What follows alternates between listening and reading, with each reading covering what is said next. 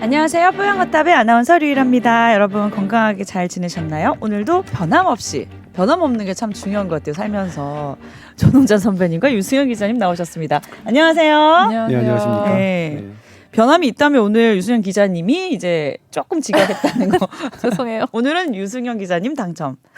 요거 얘기 왜 했는지 알아요?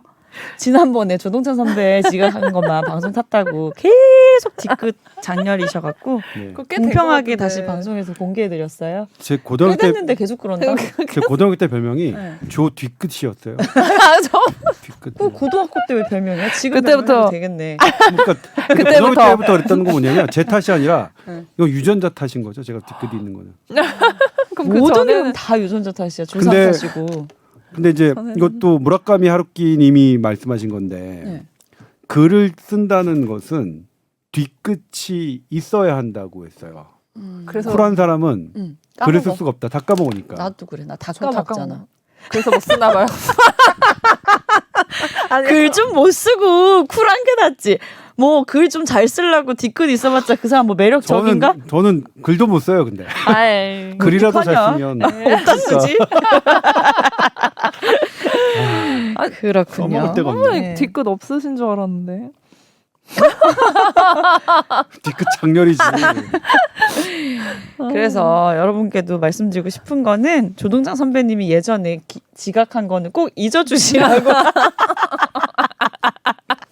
아니, 저희도 지각 많이 했는데. 네, 저희도 많이 한답니다. 네. 네. 자, 오늘은요, 지난주에 우리가 뭐, 오랜만에 코로나 얘기 한번 해볼까요? 하고 코로나 얘기를 꺼냈지만, 분위기가 뭐 달라지지 않고, 이제 심상치 않다는 표현은 좀 아직 너무 과장인가요? 그래서 오늘도 계속 코로나 얘기를 좀 해볼까 합니다.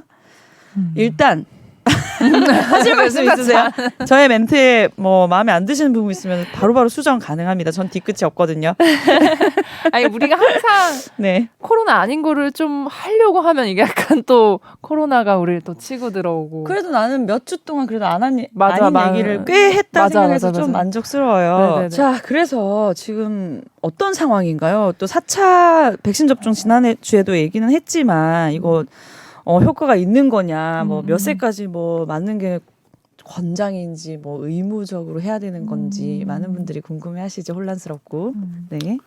자, 여러분들 어제 그제 4만 명이에요. 네. 그리고 그 전날에는 한 3만 명대 됐고 월요일에는 한 18,000명 됐어요. 근데 그 월요일이 이전 주 월요일보다는 2배, 2.1배 정도 는 거고요. 그 전주보다는 3.8배, 그러니까 4배 는 거예요. 그러니까 1주씩 2배 는 걸 우리가 이제 영어를 조금 써서 더블링이라고 얘기해요. 근데 이 더블링 되는 현상이 왜 그 우리 전문가들과 방역 당국이 거기에 신경을 쓰냐면 네. 오미크론 우리 대유행했을 때 음. 일주일 평균 하루 확진자가 65만 명까지 갔어요. 그게 한 3월 20일쯤 그래요. 그런데 그 전조 증상이 올해 1월과 2월에 이렇게 더블링 증상이 있었어요. 10,000명에서 2만 명, 2만 명에서 4만 명. 그러니까 지금의 더블링 증상이 현상이 오미크론 대유행 왔을 때의 그 더블링 현상과 유사하기 때문에 불안한 촉각을 곤두세우는 거죠. 거예요. 그리고 그때는 뭐냐면 델타가 유행하던 때에 오미크론이 치고 들어왔단 말이에요. 네. 근데 지금 오미크론이 지금 막 유행했다가 잠잠해지는데 오미크론의 하위 변이라는 BA5가 치고 들어오고 있는 것. 네. 이런 양상 때문에 그렇습니다. 속상하시죠? 저도 정말. 속상해요. 아, 이게 진짜 이제 불안해해야 돼요? 이 숫자가 정말 어디까지 나올지. 진짜 불안해할까요 이제? 근데 우리가 코로나를 3년째 겪고 있는데 네. 우리 일반 국민들은 어떻게 생각하실지는 잘 모르겠는데 제 주변에서는 그렇게 불안감은 없는 것 같아요. 다행스럽게 이제는 더 이상 코로나로에 막 이렇게 왔다 갔다 하는 것들은 적을 텐데 그럼에도 불구하고 우리가 주의해야 될 게 뭐냐면 우리 웬만하면 백신 3차까지 맞았어요. 그리고 감염되신 분도 꽤 돼요. 그리고 본인이 확진 판정 안 받았지만 양성 그러니까 가볍게 앓고 지나간 분들도 꽤 됩니다. 그럼 우리가 이렇게 면역력이 있는데 이놈이 또 들어와? 그럼 어쩌라는 거야? 이렇게 막 뭐 우리 평생 이렇게 계속 코로나 확진자, 사망자, 위중증 환자 이렇게 세면서 살아야 돼? 짜증이 나는데 네. 한 달 전에 네이처에 실린 연구지는 뭐냐면 네. 우리는 오미크론 한 스텔스 정도까지 얘의 최적한 변화가 끝났다고 생각했어요. 바이러스 학자들이. 그때 대충 말씀드렸지만 얘가 1000만 분의 1의 확률을 쫓아서 간 게 오미크론 그리고 스텔스다 이렇게 생각했는데 네. 한 달 전쯤에 네이처에서 우울한 전망이 얘의 진화는 아직 끝나지 않은 것 같다. 더 회피하고 더 빠르면서 이렇게 될 것 같다. 하나가 이제 뭐냐면 우리 파장 얘기하잖아요. 네. 이거 이렇게 비유하는 게 맞는지 모르겠지만 빨주, 노초, 파남보에서 네. 왜 신호등의 색깔은 빨간 걸까요? 빨간색이잖아요. 신호등의 적색 신호는 네. 파란색은 가는 거고 네. 왜냐하면 멀리서도 잘 보이는 게 안개가 껴도 잘 보이는 게 빨간색이에요. 왜냐하면 파장이 길어서 그래요. 이렇게 길어서 기니까 유연하죠. 유연해가지고 안개가 껴도 요리조리 가는 거예요. 아무튼 이 얘네 놈들은 이 바이러스 오미크론 이 놈들은 그런 더 이 긴 파장을 가지고 빛으로 따지면 요리조리 피해 가는 거예요. 짜증 나죠. 네? 근데 바이러스는 지들은 살아야 되니까 그런 거고요.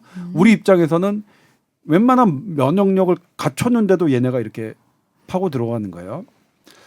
결과를 놓고 볼게요. 봤더니 예전에 재감염 걸렸던 사람이 또 감염되는 거는 되게 적었습니다. 델타까지만 해도 0.2를 밑돌았어요. 네. 우리나라는 그보다도 안 됐고요. 네. 오미크론 때 재감염률은 좀 높았어요. 훨씬. 네. 그게 한 1.5%예요. 그러니까 100명 중 감염되면 1.5명이 델타나 뭐 베타나 다른 때 감염됐던 사람이 됐던 거예요. 근데 이번에 BA.5 보니까 미국 데이터, 미국의 초기 데이터이긴 하지만 100명 중에 15명이 감염됐던 사람이요. 그러니까 기존에 있던 재감염률을 홀짝 뛰어넘었어요. 15%. 그러니까 10배 넘게 폴짝 뛰어넘었죠. 일단 짜증나는 놈이죠. 네. 그래서 이번에 우리 새로운 재유행의 제1테마는 재감염입니다. 치명률은 델타가 더 높았었나요? 오미크론보다? 치명률은 델타가 제일 높았고요. 네. 오미크론은 훨씬 낮았습니다. 그런데 사망자 숫자는 비슷해요. 왜냐하면 오미크론이 훨씬 더 많은 환자가 발생했기 때문이죠. 네네. 독감 치명률 0.1%지만 환자가 1000만 명 걸린다면 독감 사망자는 많을 수밖에 없습니다. 근데 중요한 게 독감 1000만 명 걸리면 누가 죽느냐? 여기 있는 분들은 이 방송을 들으시는 분들은 그냥 고열 나고 콜록콜록하고 그러다가 나을 거예요. 근데 우리 어머님, 아버님, 할아버지, 할머니, 혈액암 환자, 투석받는 환자 이런 분들은 독감이 위험해요. 이 BA.5가 지금 그래요. 대부분의 나라에서 네. 전체 치명률은 낮습니다. 네. 무엇보다 오미크론 원래 놈보다 네. BA.1이라고 하는 오리지널 오미크론보다 치명률은 전반적으로 낮아요. 그러니까 대다수는 사실은 걱정 안 하셔도 되죠. 치명률 낮아요. 중증화율도 훨씬 낮아요. 네. 우리나라 5월 달까지 보면은 중증화율이 얼마까지 떨어지면 0.14%, 치명률은 0.07%까지 떨어졌습니다. 0.07%라는 것은 독감 치명률을 우리가 러프하게 0.1%로 봤을 때 그것보다도 낮은 거잖아요. 근데 그 0.07%지만 거기에 사망자분은 대부분 할아버지 할머니 방금 말씀드렸던 우리 고위험군이에요. 이 BA.5의 미국과 영국과 프랑스와 이 BA.5를 재유행을 겪고 있는 나라들에서 벌어진 현상입니다. 그러니까 이게 되게 치사한 놈이에요. 차라리 나한테 들어와서 날 괴롭히지. 괜히 우리 어머니 80대 노모신데 우리 어머니한테 들어가면 치명적인 거죠. 또 이 재감염자의 특징을 봤더니 네. 기존에 백신을 다 맞았건 4차까지 다 맞았건 한 번도 안 맞았건 아니면 알았건 간에 상관없이 치명적이다라는 게 미국 워싱턴대의 초기 연구 결과예요. 이것은 재감염, 그러니까 일부 이제 전문가들은 그런 게 소수 연구일 뿐이다라고 하는데 이 BA.5의 재감염 연구는 이게 유일해요. 지금 미국에서. 그 저자들도 그걸 썼는데. 그러니까 소수 연구라고 하기엔 유일한 연구네요. 예, 현재까지는 유일해요. 네. 예를 들면 3차 접종과 4차 접종의 효과의 차이를 둔 게 7월 6일 날 영국 의학 저널에 나온 게 지금 현재 유일해요. 네. 현재 유일한데 그걸 갖고 이제 소수 연구에 불과하다라고 하면 뭐 그렇게 그 말은 맞는 말이죠. 하나밖에 없으니까. 근데 하지만 유일한 겁니다. 그래서 학자들은 이런 것에 대해서 그 의미를 그러니까 염려를 하는 거죠. 그러면 이제 일단 짜증이 나잖아요. 저희 어머니 4차까지 다 맞으셨는데 그럼 어떻게 할 것이냐. BA.5가 확산되는데 제가 만약 조동찬이 알았으면 조동찬은 괜찮은데 제가 만약 가볍게 앓다가 앓고 있는 거 모르고 우리 엄마 만나서 우리 어머니가 감염되면 우리 어머니는 위험해질 수 있으니까 네. 상당히 짜증나는 상황이 된 건 맞아요. 네. 상당히.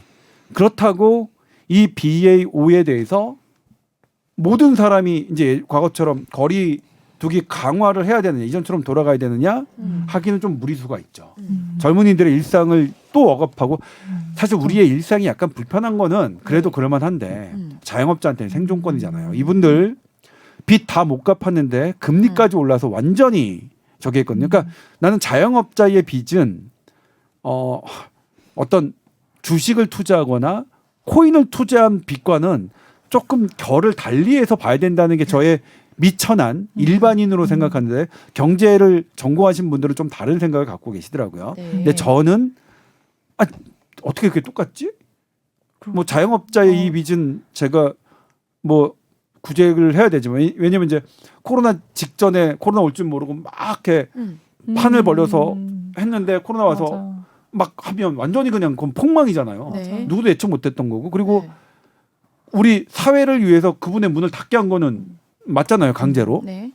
그래서 그런데 다시 돌아가는 것은 그래서 지금은 되게 어렵습니다. 그리고 다시 돌아간 나라가 있느냐?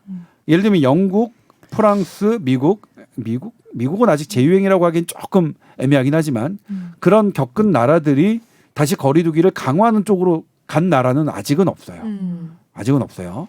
그래서 우리도 글로 가기는 어렵고 그리고 뭐 예전에도 말씀드렸지만 이미 델타 이후에 오미크론이 등장하면서 거리두기 효과는 없다는 과학적 근거가 많습니다. 저희가 서울대학교 신종감염병 중앙임상위원회에 이런 그 자료들을 본인들이 이제 했죠.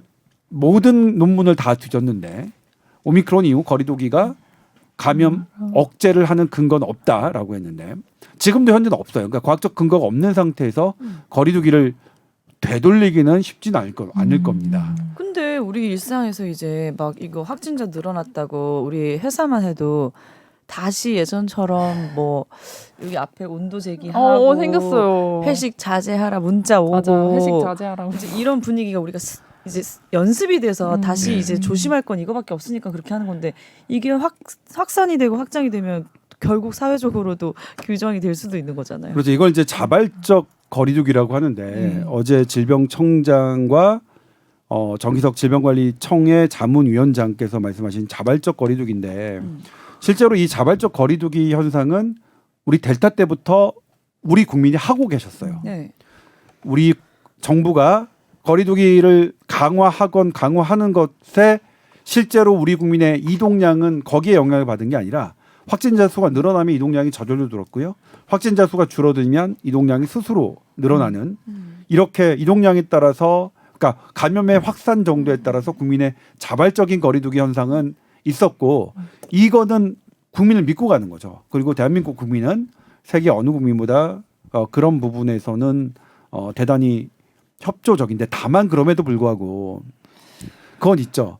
자발적 거리두기를 하는 것을 불안해하시는 분들도 있잖아요. 특히 60대 이상 뭐 이런 분들은 나는 카페 갔는데 사람 왜 이렇게 사람이 막 바글바글거리냐. 많고 막 마스크 막 벗고 막 얘기하면 위협 받으실 수 있거든요. 그래서 이런 건강한 사람들의 일상과 고위험군을 보호하는 이 절충점을 찾는 게 현재 어렵네요. 숙제예요. 네. 물론 우리만 갖고 있는 숙제는 아니고 다른 나라도 함께 고민해야 되는데 다른 나라들은 아직 그런 대책을 내놓지는 않았어요. 그냥 했고 우리가 불안하다면 이런 건데 다만 그런 얘기는 많이 말씀하시더라고요. 그래도 어떤 일종의 지침은 좀 있었으면 좋겠다. 자발적 거리두기라는 것에 SBS처럼 뭐 출입문에 이런 걸 해둔다거나. 근데 발열은 네. 이제는 별로 없어요. 의미 없다. 그러니까 이게 조 코비드 센터라고 전 세계에서 이거 영국 런던 칼리지에 속해 있는 랩인데요. 네. 코로나에서 뭐 2년 넘게 전 세계 학자들이 가장 인용하는 랩입니다. 그런데 영국에서는 이 BA5의 확진자 중에 열을 내는 사람은 3분의 1도 안 됩니다. 탑5 증상에도 제외돼 있어요. 물론 미국은 발열이 제일 많아요. 희한하게. 근데 그 차이는 뭐냐면 네.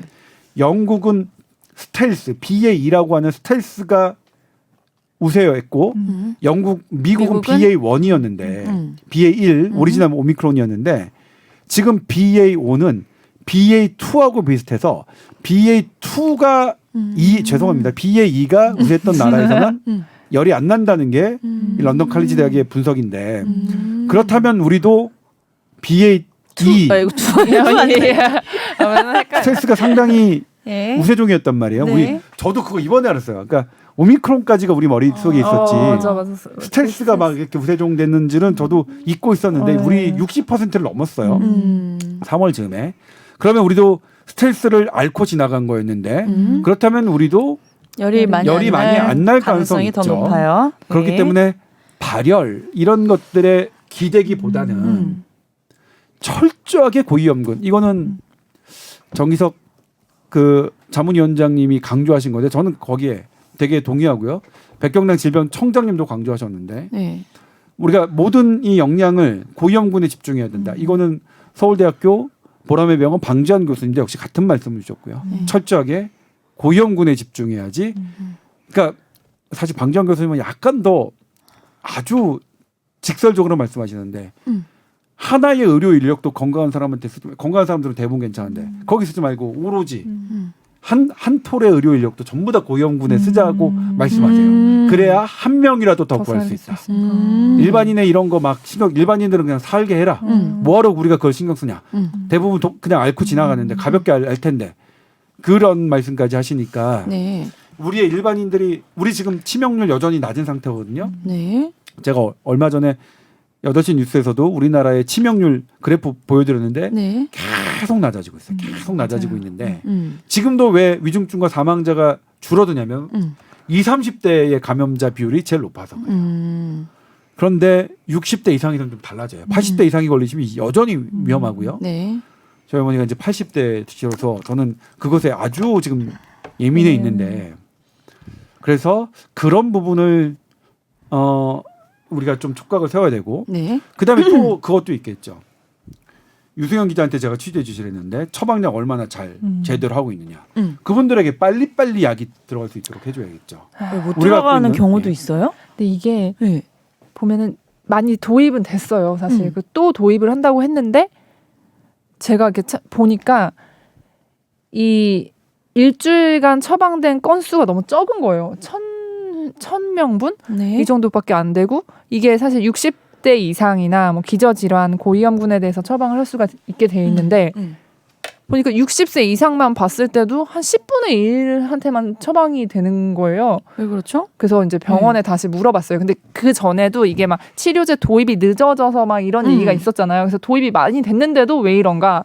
그랬더니 여전히 똑같은 이유예요. 왜냐하면 확인해야 될 게 너무나 많고 우선 기저질환, 뭐 신장 이상이 있거나 간 기능 이상이 있으면은 투여를 할 수가 없고 팍스로비드의 경우에는 그리고 이제 뭐 병용하는 약물 네. 이런 게 많으면 이거 다 체크를 해야 되는데 사실 해야죠 그러면. 체크를 해야 되는데 이거 환자도 잘 모르고 있을 수도 있고 내가 무슨 약을 먹는지 사실 막 다 알고 있진 않잖아요. 특히 어르신들의 경우는 더 네. 그렇거든요. 이 병원 저 병원에서 막 약을 받고 그래서 이게 뭐 이렇게 누르면은 DUR이라고 이렇게 뜨는 게 있긴 한데 그걸로도 다 체크가 안 되고 내가 신장 기능이 나쁜지 간장 기능이 나쁜지 모르고 있는 사람도 상당히 사실 또 많아요. 그래서 그걸 또 다 체크를 해야 되고 이런 문제가 1차적으로 있고 또 이거는 지정된 약국에서만 처방을 이렇게 조제를 해서 받을 수가 있는데 처방을 하면 그래서 만약에 병원에서 이걸 처방을 하더라도 그 밑에 약국에 내려가면 없을 수가 있는 거예요.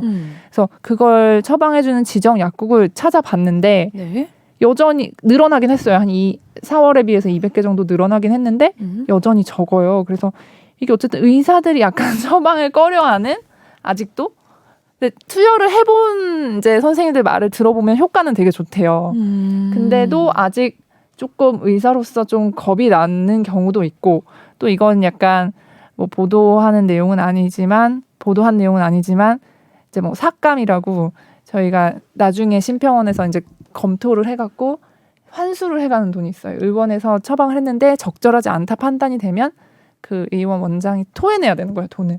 근데 그 비용이 막 거의 몇십만 원 한 사람에. 네. 그러니까 내가 처방을 혹시 그 기준에 뭔가 안 맞게 했다면 나중에 이게 손해가 또 나한테 돌아오기 때문에 의사 입장에서는 좀 약간 쉽게 처방하기가 아직은 좀 어려운 것 같아요. 그래서 이게 이제 유승현 씨가 취재한 거를 저한테 이제 알려줘서 네. 그 뭐 보고라고 하죠. 윗사람한테 하는 보고라는 건가요? 예. 저는 유승현 기자가 저의 아랫사람이라는 생각을 전혀 할 수가 없어요. 아무튼 놀란 게 이제 우리나라 국내 팍스로비드 처방 건수보다 라게브리오 처방이 상당히 낮은 것을 깜짝 300 놀랐어요. 몇 건밖에 안 돼요. 왜냐하면 제가 미국 통계 이전에 알려드렸지만 라게브리오는 그런 금기증이 별로 없거든요. 그래서 미국은 6배가 많아요. 팍스로비드보다. 근데 우리는 훨씬 더 적어요. 네. 물론 뒤늦게 출시되긴 했지만 뒤늦게 출시된 것도 실착입니다. 네. 맞아요. 당시에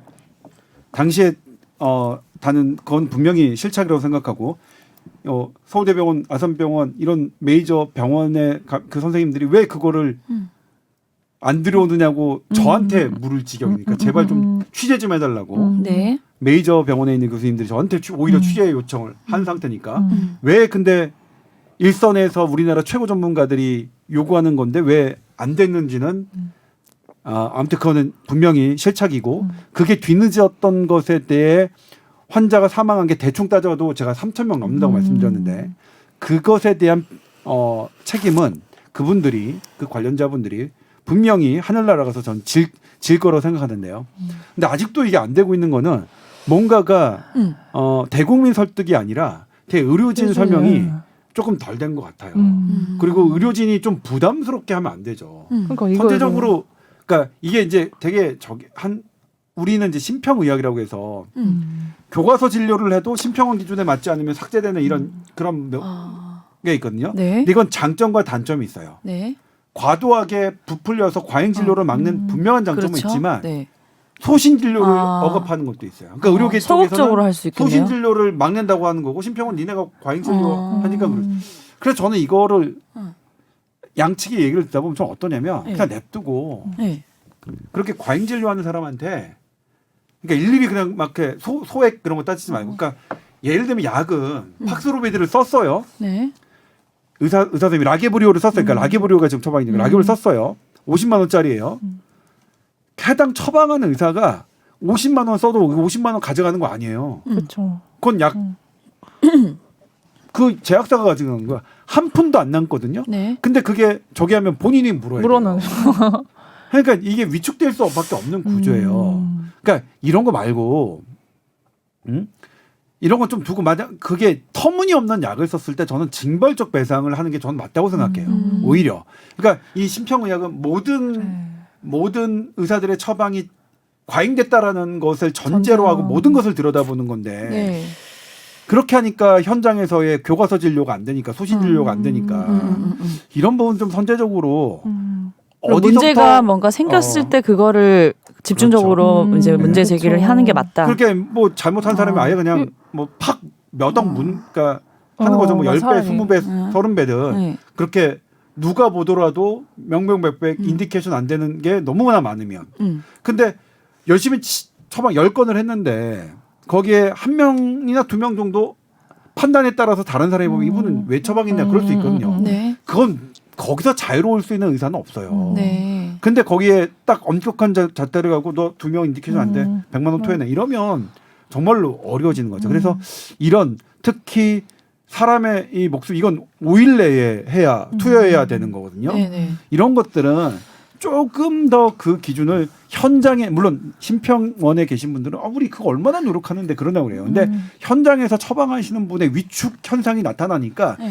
이거는 규제 쪽에서 조금 더 여유 있게 해줘야 될 맞아요, 필요는 좀 맞아요. 있어 보여요. 근데 이거 뭐 기저질환 환자, 신장 안 좋으신 분, 뭐 감기는 안 좋으신 분, 팍스로비드에 대해서만 부작용이 있으니까 라게브리오는 그냥 편안하게 처방하시면 되는 거 아니에요? 훨씬 그래서 네. 제가 지난번에도 말씀드렸지만 제가 인터뷰한 콩팥병 환자가 돌아가셨잖아요.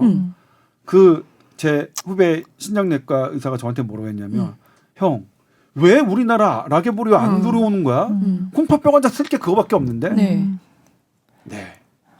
그랬어요. 네. 근데 또 의사들은 이런 말 해도 되는지 모르겠는데 의사들 약간 라게브리오가 팍스로비드보다 좀 효과가 낮다고 생각을 하니까 또 여기에 그거 대한 아니잖아요, 또 근데. 그게 이제 네. 당시 질병관리청, 당시는 전 정권의 질병관리청도 뭐 나중에 설명을 했지만 저도 했지만 이게 그러면 효과가 낮으면 미국과 영국과 일본은 왜 그거를 더 많이 쓰겠습니까? 그런 거를 좀 생각해 봐야 되는데 이게 이제 언론의 교묘한 이것 때문에 온 건데 일단 대조군이 달라요. 대조군이 사망률이 라게브리온이 2배가 넘습니다.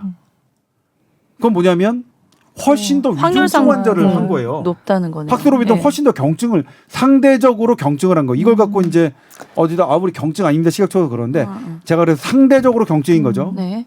상대적으로 중증인 거고요. 그리고 실제로 라이브 그러니까 생명을 구하는 이유를 봤더니 같아요. 이거는 근데 뭐냐면 학회가 해야 될 일인 것 같아요. 우리 감염병 학회에서 이거를 잘 알고 계시는 저에게 설명을 해주셨던 저도 이제 이걸 설명을 듣고 알았거든요. 네. 그 로데이터를 딱 보여주시고 우리가 이걸 한번 이렇게 한 적 있는데 예, 이거. 했죠. 예. 했죠. 저도 이제 조동찬이 개인이 한 게 아니라 저도 설명을 듣고 알아서 그래갖고 그날 저도 보도를 한 거예요. 그러니까요. 그래서 그 선생님들이 감염병 학회에서 이거는 우리 선생님 일선에 있는 선생님들한테 조금 더 친절하게 설명을 해줬으면 좋겠고 네. 그리고 선생님 유성현 기자가 취재했듯이 이 부담스러운 이런 부분들을 정부도 조금 더 적극적으로 조금 현장에서 덜 부담을 느끼도록 우리가 심평의학에 맞느냐 안 맞느냐는 차후에 따지더라도 네. 그거 자체는 네. 맞아요.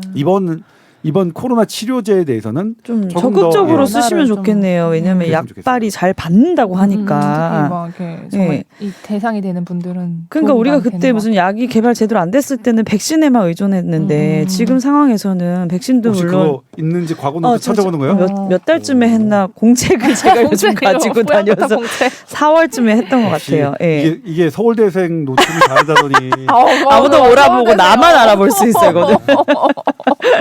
맞아 서울대 네. 까먹고 있었어. 그래서 60대 이상은 약을 충분히 적극적으로 써주면 이런 치명률도 훨씬 막을 수 있겠다라는 희망적인 부분이 또 있어서 다행이긴 네, 하네요. 이제 또 심해지면은 네. 또 그분들이 제일 위험하니까. 네. 그래서 모두가 공포를 가질 이유는 없겠지만 네. 그럼에도 우리 가족 저는 그러니까 위에 계속 하는 게 우리 어머니가 계속 걸려요. 맞아요, 그래서 맞아요. 저도. 아이고 그러니까 4차 접종 맞으실 때도 우리 어머니 야 이거 꼭 맞아야 되냐? 뭐 그거 뭐 안 좋다는데 그러는데 어머니 맞으세요. 그래서 맞으셨는데 네. 우리 어머니 지금 4차 접종 맞았으면 괜찮지 하고서 막 다니시는데 네. 사실 다니는 건 또 불안하죠. 그죠? 그렇죠. 네. 근데 그게 뭐냐면 저희 어머니가 어쨌든 이 걸어 다니실 수 있는 건강 나이가 얼마가 될지는 모르겠어요. 지금 현재 수명은 예전에는 그냥 얼마나 오래 사느냐 개념이 중요했다면 지금은 아닙니다. 침대에서 누워서 오래 사는 삶은 오히려 좋지 않다고 생각해요. 내가 얼마나 걸어 다니는 건강한 건강 수명을 더 건강 수명이 빠져야죠. 더 네. 중요한 거거든요. 네. 이 건강 수명이 얼마 남을지 아무도 예상 못하는 가운데 엄마 돌아다니지 마. 이러기도 또 되게 그래요. 맞아. 아무튼 그럼에도 불구하고 우리가 이제 이런 것들은 있다. 예. 그러면 지금 이제 지난주랑 비교했을 때 선배님 약간 더블링 현상처럼 두 배씩 막 늘어나고 있잖아요. 다음 주쯤 되면 진짜 이거 더 계속 늘어날 것 같은 추세인가요? 그 봐야 되는데 네. 이제 방역 당국이 재유행이라는 말을 안 쓰고 재확산이라는 말을 씁니다. 근데 우리나라 보면 네. 이게 쭉 65명 갔다가 쭉 내려와요. 그래서 약간 올라가 있는데 네. 우리가 재유행 진입했다라고 하려면 여기에 한 칸을 뛰어넘어야 돼요. 인구 100만 명당 1000명. 우리나라 기준으로 따지면 하루 5만 명. 하루 5만 명 달랑 넘는 건 안 되고요. 일주일 평균 하루 확진자가 5만 명을 넘는 걸 뛰어넘으면 그때부터는 아마 재유행이라는 텀을 우리 방역당국도 쓸 거예요. 왜 그러냐? 재유행이 온 나라도 있고 안 온 나라도 있어요. 온 나라 영국, 뭐 프랑스, 독일 왔고요. 네. 봤더니 스페인 안 왔고요. 네덜란드 안 왔고요. 스웨덴 안 왔고요. 남아공도 안 왔어요. 보니까 어제 방역당국이 남아공에 살짝 왔다 그러는데 지금 다시 보니까 아예 온 거라고 보기는 어려워요. 그리고 이게 근데 희한하게 남아공 백신 그러니까 자연 감염자 되게 많았었고 스웨덴 그랬었죠. 이런 초창기에 어떤 그런 젊은 층의 감염을 약간은 방치해서 우리 입장에선 방치했고 그들은 그게 맞는 거라고 했고 국내 전문가들이 비난하신다 이렇게 네. 했었는데 그런 나라들이 현재까지는 지금은 그런 파고를 좀 덜 겪고 있어요. 그런데 희한하게도 이제 포르투갈은 정점 대비 사망률이 80%까지 올라갔어요. 다른 나라는 사망이 50% 밑으로 갔거든요. 네. 그러니까 지금 BA5가 재유행하더라도 사람들이 안 하는 건 사망자가 적기 때문이에요. 근데 우리도 그냥 박스권으로 그냥 지지부진하다가 나갔으면 좋겠고 사망자가 안 늘었으면 좋겠는데 그럼에도 불구하고 방역 당국은 최악의 시나리오를 상정하고 대비해야 되는 게 맞겠죠. 그래서 지금 그런 시나리오 우리 국내 연구진이 돌린 것 중에 가장 안 좋은 시나리오를 대로 가장 나쁜 사망자 위중증 환자 숫자를 해서 이렇게 병상과 이런 걸 하고 있습니다. 네. 다만 그래요. 이제 일선병원에서는 지금 병상 다 줄여놓고 네. 이제 와서 또 다시 또 다시 준비하라. 또 준비하라. 그리고 지원비 삭감해 놓고 이제 또 준비하라 그러는데 근데 병원에서 그 얘기 들으면 그건 맞는데 그리고 방역 당국에 물어요. 그건 예전 왜 그러셨어요? 그러면 아니 그러면 놀고 있는 병원에 계속 의료진 배치하고 거기에 계속 돈 줘야 돼요. 재경부는 계속 예산 너무 든다고 빠지는 건데 그러니까 놀고 있는 방은 인원 빼라 이렇게 하고 지금은 이제 다시 확진자가 드니까 다시 방 열어달라고 하는 거예요. 방 열어달라 그러니까 하면서 양측의 지원은 얘기를 안 돼요? 들어보면 네. 병원 측이 막 볼멘 소리 하는 것도 이해가 되고 정부 측이 그렇게 하는 것도 이해가 돼. 들으면 이해가 되네요. 이해되죠. 예. 준비는 해야 되니까. 아니, 항상 또 안 양측 했다가 욕 입장을 들어먹으려고. 맞아. 예. 미리 준비는 하는 게 맞는 것 같긴 하고. 그리고 이제 정부 측에서는 그런 말을 하죠. 이제 사실 그 코로나 치료 지원비를 재경부가 했던 것보다 훨씬 더 복지부가 높게 책정했던 것도 사실이고 코로나 환자 진료비도 재경부가 했던 것보다 훨씬 높겠다고 얘기를 하니까 네. 그런 부분까지 해서 사실 그 빈 방에다가 돈을 주는 거는 재경부 또 재경부 입장에서는 예산을 제일 효율적으로 쓰라고 만들어 놓은 게 재경부잖아요. 그래서 그쵸. 그런 여러 가지를 얘기를 들어보면 참 그냥 뭐라고 말은 그렇겠구나. 다 그냥 뭐라고 모르겠네 이거 뭐 좀 그런 상황입니다. 네. 이게 이 사회의 질서와 기준을 정하는 게 이 세상에서 제일 어려운 일인 것 같아요. 어려워. 워낙 다양한 상황들이 많이 맞아요. 연출되니까. 그리고 이제 네. 한 가지 우리 이 팟캐스트를 들으시는 분 중에 50대 분도 계시니까 50대 분한테 이제 4차 접종이 된 거죠. 1963년생 이전부터 3년생부터 1972년 2년생까지 857만 명에 해당하는데 네. 이분들 4차 접종 대상자 됐는데 네. 맞으셔야 되냐 말아야 되냐. 이게 이제 아까 말씀드렸던 7월 6일 날 영국 의학저널에 게재된 3차 접종과 4차 접종의 차이는 3차 접종을 맞은 후 84일까지는 안 마셔도 돼요. 4차 접종이 아무런 근거가 없어요. 네. 근데 84일, 그러니까 12주 정도 되겠죠. 석 달이나 넉 달 정도부터 차이가 났는데 감염 예방 확률은 19% 올라가고요. 중증 예방 확률은 40% 올라갑니다. 19%라면 맞을 필요 없어요. 진짜? 너무 네. 조금 조금 올라. 감염 예방 확률 나 19%. 19라도 맞을 것 같은데. 올라가면 좋은 거 아닌가? 40%가 애매한 거예요. 40%가 반도 안 넘고 그래? 그래서 뭐냐면 어. 캐나다도 그렇고 영국도 그렇고 많은 나라가 아직 4차 접종을 80세 혹은 60세 이상에서 이상만으로 해요. 근데 우리 반면 50 미국은 30대까지 낮추려고 했고요. 호주가 일찌감치 50대까지 낮췄어요. 네. 그럼 우리나라는 왜 그러면 호주와 같은 입장을 했느냐? 일단은 코로나 사망률이 40대부터는 아예 독감처럼 낮은데 50대는 약간 애매해요. 40대보다 높고 그 다음에 50대의 만성병 구조를 봤더니 비만, 고지혈증, 고혈압. 순서 잘못했습니다. 비만, 고혈압, 고지혈증 순서인데 네. 이것의 유병률이 10명 중 8명이에요. 일찍이 말씀드렸습니다만 비만과 고혈압과 고지혈증은 코로나의 이가 갖고 있는 이 침투하는 구조가 비슷해서 젊더라도 비만이면 위험하거든요. 그래서 뭐냐면 50대에 이런 만성병 환자들로 제한을 하자. 이렇게 하자라고 했는데 봤더니 이 50대 만성병 질환의 첫 진단 시기가 평균 55세예요. 그럼 대부분은 네. 50세에서 55세까지는 대부분 모르신다는 거 아니에요. 만성병 네. 인데도 아니라고 본인이 생각하고 그렇죠. 있는 거죠. 그렇기 네. 때문에 이거는 안 된다. 그냥 다 하자라고 결정을 했답니다. 그러니까 듣고 보면 이해는 돼요. 근데 그러니까 중증 예방 확률 40%는 네. 나라 보건당국마다 판단이 다르다. 그러니까 이거는 명확하게 옳고 그름, 맞고 안 맞고를 따지기 어렵다. 이 40%를 이건 안 할래 하는 나라도 있는 반면 이건 할래 하는 나라도 있습니다. 미국 호주가 그렇고요. 특히 미국은 변이용 새 백신을 현재 모더나와 파이자가 개발하고 있는 걸 갖고 있지 않습니까? 그런데도 기존 백신으로 4차 접종을 30대까지 내리겠다고 한 거고요. 그건 왜 그런 거예요? 우선 여러 가지 소리 있는데 네. 물론 어떤 백신 접종에 대한 전 세계적으로 조금 호의적인 이런 것들을 조금 하려고 하는 의지는 분명히 미국에 있어요. 그러니까 저는 뭐냐면 PA5를 아무리 해도 이거는 모든 사람이 공포를 느낄 만한 건 아닌데 네. 영국과 미국의 자료는 정말로 공포심을 느끼는 자료들이 계속 나와요. 근데 코로나19 팬데믹에 최대 돈을 많이 번 나라가 미국과 영국도 사실이거든요.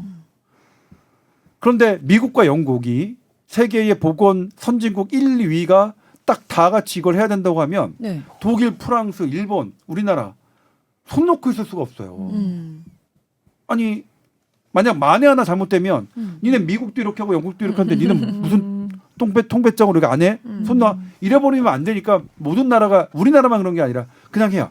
근데 저는 개인적으로 이건 너무 미국과 영국이 좀 공포로 가는 거 아닌가 이런 느낌을 받는데 그럼에도 불구하고 안 할 수는 없겠죠. 근데 서울대병원 어쨌든 뭐 보라면 방장 교수님은 그걸 너무 공포로 가는 것 같다. 이게 실제로 환자들 젊은 환자들 재감염 환자 이렇게 보면 괜찮은데 일선 병원에서 느끼는 공포감보다 언론을 통해서 나가는 공포감이 훨씬 크다고 말씀들을 하세요. 네. 그래서 그런 부분은 모르겠으나 근데 일단 제가 이제 취재를 하더라도 제가 보도를 하다 보면 아니 미국과 영국이 다 그렇게 하는데 조동찬이 무슨 용가리 통뼈라고 괜찮습니다. 미국이 뭐 이렇게 하고 영국이 이렇게 했지만 괜찮습니다. 이렇게 하기는 어렵더라고요. 그러니까 방역 당국 입장에서도 어렵지 않을까 싶긴 한데 아무튼 지금 전반적으로는 사망률은 낮습니다. 낮은 건 사실입니다. 그리고 백신도 지금 우리나라는 결정했는데 우리나라의 결정이 틀렸다고 얘기할 수는 없어요. 그렇다고 안 하는 나라의 결정이 틀렸다고 할 수도 없고요. 우리나라가 설명한 건 우리나라의 50대의 만성병 비중의 10명 중 8명 그리고 첫 진단 시기가 55세 그다음에 96%가 백신 3차 접종 맞은 지 넉 달이 넘었다. 요 걸로 근거를 한 거예요. 네. 그런데 이 근거를 어제 브리핑에서 좀 더 세세하게 설명해 주셨으면 좋았을 텐데 그런 부분이 조금 아쉬운 점은 있지만 저는 들었을 때는 뭐 이거는 한편의 의견으로는 괜찮다. 물론 지금 그래요. 너 정권 바뀌었니까 막 이런 거 아니야. 근데 지금 일하시는 분은 전 정권에서 일하셔 지금 복지부 공무원, 질병청 공무원 똑같아요. 똑같습니다. 뭘 이걸 만약 어떤 정치인들이 정치적으로 또 막 각색하면 그건 제가 실시간으로 정색하고 할 텐데 아무튼 요 질병청의 설명을 저는 그럴 수 있다. 근데 우리나라와 다르게 입장을 똑같은 이 데이터를 가지고 다른 정책을 한 나라도 있다. 그렇기 때문에 50대 분들에게 제가 뭐라고 딱히 어느 쪽으로 하기는 뭐해서 할 수 없이 이 나라는 이렇게 했고 저 나라는 저렇게 했다. 이렇게 이 설명을 드릴 테니까 네. 할게요. 그다음에 이제 내가 50대라면 어떨까? 그러니까 내가 간당간당하게 안 걸리셨더라고요 보니까. 너끈하게 안 걸렸어요. 저 너끈하게 안 걸렸습니다. 어렵다 대고 간당간당이래요. 우리 너끈합니다. 기준으로 간당간당인데 본인은 또 너끈하다고 생각. 예. 아주 너끈하게 안 걸렸는데 네. 일단 변형세 백신이 한 10월 정도에는 나올 수 있어요. 그걸 맞느냐? 그걸 맞는 게 일단 좋잖아요. 네. 8, 9, 10. 근데 만약 제가 아무래도 이제 이 타이밍이 되게 중요해요. 백신은 독감을 주사를 맞아도 한두 달은 코로나에 잘 안 걸려요. 이걸 바이러스 학자들은 경험 면역이라고 말씀하시더라고요. 나의 모든가의 일단 딱 활성화되면 어떤 게 들어와도 한두 달은 그냥 하는 거야. 그러니까 뭐 통밥 면역? 다 하는 다 치우는. 그래서 그런 걸로 한두 달은 버티자는 의미도 분명히 있을 거라고 말씀하시더라고요. 근데 제가 이제 그거를 보도할 수는 없었는데 통밥 면역이라고 경험 면역을 설명을 어떻게 쉽게 할까를 되게 고민하다가 쉽게 설명할 방법이 없어서 제가 빼긴 했는데 그런 측면에서 내가 어떻든 그런 고위험군 분들을 계속 만나야 되는 입장이다라면 그냥 그리고 그건 분명하거든요. 부작용은 1차, 2차, 3차 때도 안 나왔으면 4차 때 그런 나오기는 더 어려워요. 그래요? 그다음 아나필락시스 반응 이런 것들은. 네. 그래서 1, 2차, 3차 때 괜찮았으면 괜찮아요, 진짜? 아무래도 네. 이 가능성. 혈관염은 좀 달라요. 아. 혈전이나 이런 것들은. 그러니까 이게 그렇지. 제가 나중에 한번 혈전은 좀 그렇긴 했지만 하잖아. 이게 주사 바늘이 혈관을 뚫고 들어가면 네. 그것 때문에 생긴다고 생각하시는 분들이 있어요. 페이퍼들이 그렇게 나오고 있는데 만약 그래서 네 번째 맞았는 게 그 이론에 따른다면 그 이론이 맞다고 아직 정립된 건 아니지만 그 이론에 따라서 내가 따라서 4차 맞을 때 약간 혈관에 들어간다. 물론 백잉을 하셔서 의료진들이 혈관에 안 넣으려고 하는 거는 하세요. 그러니까 우리가 예방 접종을 맞을 때 굳이 공포스럽진 않은데 만에하나 그렇다면 그 합병증까지 배제할 수 없지만 네. 우리 가장 흔한 아나필락시스 반응이라고 하는 것은 똑같은 걸 3차 맞았는데 4차에 괜찮다. 생길 가능성은 매우 네. 드물거든요. 네네. 그래서 그렇지 않을까. 그리고 50대 비만인 분들 특히 고혈압도 약간 있지만 사실 비만하고 당뇨병이 제일 이게 좀 그렇거든요. 그래서 그런 거가 조절이 안 된다면 고려를 해보시는 것도 좋을 것 같아요. 네. 이건 참 이거 백신 맞아달라고 하면 워낙 거세게 이제 그러니까 선배님이 하셔가지고. 아직은 거뜬하지만 50대였다면 뭐 복부 비만이시니까 맞겠다. 그렇죠. 그렇군요. 네. 어려워요. 그리고 저는 일단은 예. 방역 정책이 예. 뭐 정답은 아니지만 우리가 A와 B의 똑같은 선택의 길, 이거 B도 레셔널리가 논리가 있고 A도 논리가 있는데 방역 당국이 A로 결정을 했으면 저는 어쨌든 방역 당국의 지침을 따르는 게 맞지 않겠느냐. 일단 방역 당국이 지금 뭐 어떤 이해관계나 이런 걸로 결정한 건 아닌 것 같으니까 네. 저는 그렇습니다. 예. 오늘 또 1시간 동안 전반적으로 충분히 또 설명은 된 것 같은 기분입니다. SBS 보이스 뉴스점 아니다. SBS 보이스 NG 없다니까 자꾸 아직도 왠지 쉽잖아. 없어요. 이래 PD 지금 이렇게 영어를 버벅대고 하는 것도 이래 PD는 내 편이니까 내 건 이거를 편집해 줄 거야. 앞에 이거 미다지로 미다지가 뭐지? 앞에 여다 뭐지? NG 없다. 왠지 없다. 이걸 썸네일. 썸네일. 요거 다 살려야 된다. 눈을 부릅뜨고 SBS 보이스 뉴스 @ gmail.com입니다. 네, 여기로 사연 또 보내주시면 저희가 해결해 드릴게요. 다음 주까지 건강하시고요. 오늘 수고 많으셨습니다. 감사합니다. 네, 고맙습니다. 아,